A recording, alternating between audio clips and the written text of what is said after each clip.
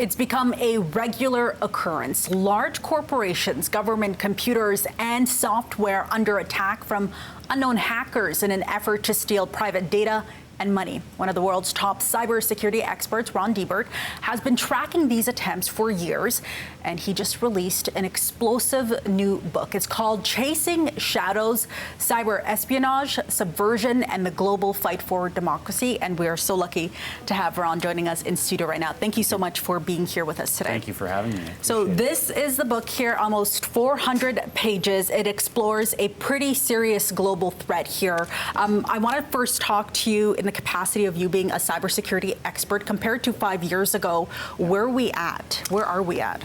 Unfortunately, things are a lot worse and getting worser as we speak. The book focuses on this very powerful, largely unregulated, what we call mercenary surveillance industry. So these are firms that are made up of ex-intelligence agents that have developed capacity to essentially hack into anyone's phone without the victim being any the wiser. 1 minute your phone is perfectly fine, the next it's been compromised and is funneling data to some bunker on the other side of the world.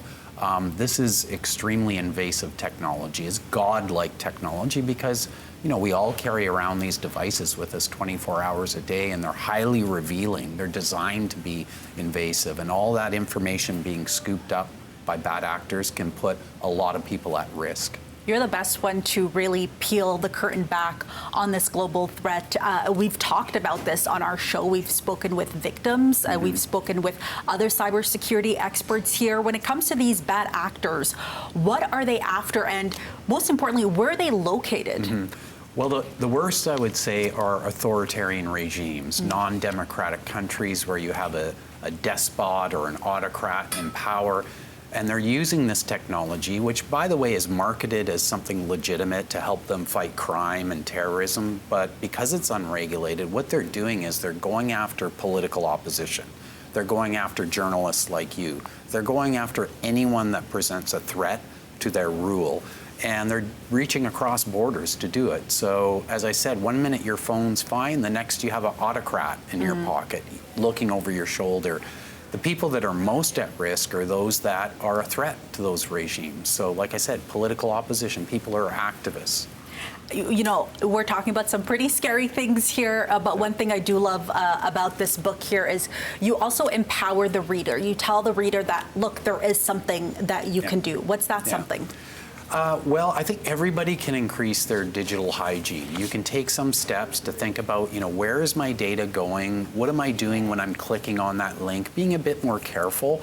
There's a really great resource that Consumer Reports has called Security Planner that gives you basic security recommendations. So I think even though for very high-risk users, there's very little defense against this actually, sadly, which is why regulation is so important. But it's important for everybody to think about what they can do to protect themselves better. So I'd recommend they go to Security Planner and check out their recommendations. So in researching this book, what would you say is the one thing that you and your team, as you're kind of getting ready to put this book together, what's one thing that you think the public needs to take from the topics you're exploring here? Well, this industry presents, I believe, the single greatest risk to liberal democracy and human rights right now, because you have very bad people, oligarchs, tyrants around the world that now have this super empowered tool at their disposal to undermine legitimate political expression and human rights, and there's no territorial limit to it. They can reach across borders anywhere in the world, which is why regulation around this industry is urgent. That's the most important takeaway of the book. And what's something that you and maybe members of your team you learned in putting this project together? Well, what we learned is actually when you become successful doing this type of work we do, which is essentially a kind of counterintelligence, we're exposing espionage in real time, we became targets ourselves. We found ourselves in the crosshair, followed by private intelligence firms who are trying to gather incriminating information about us. It's now not safe for me to travel to many parts of the world. So Oh, there's wow. a cost to doing this type of research. It's a real world that we're pushing back against. Because I do want to highlight the work that you've been doing.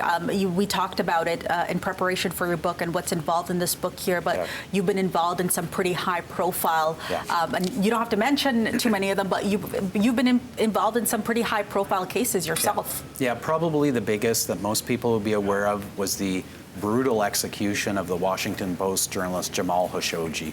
And the Citizen Labs researchers discovered that everyone around him essentially had their phones hacked with this type of technology. There was a surveillance web cast around him, his entire inner circle, prior to his brutal execution. Okay, Ron Deibert, we thank you for being here with us. I want to remind you one more time, this is Chasing Shadows, Cyber Espionage, Subversion, and the Global Fight for Democracy. It is available for you to buy in stores right now. Ron, thank you so much for being with us. Thank you so much for having me. I appreciate it.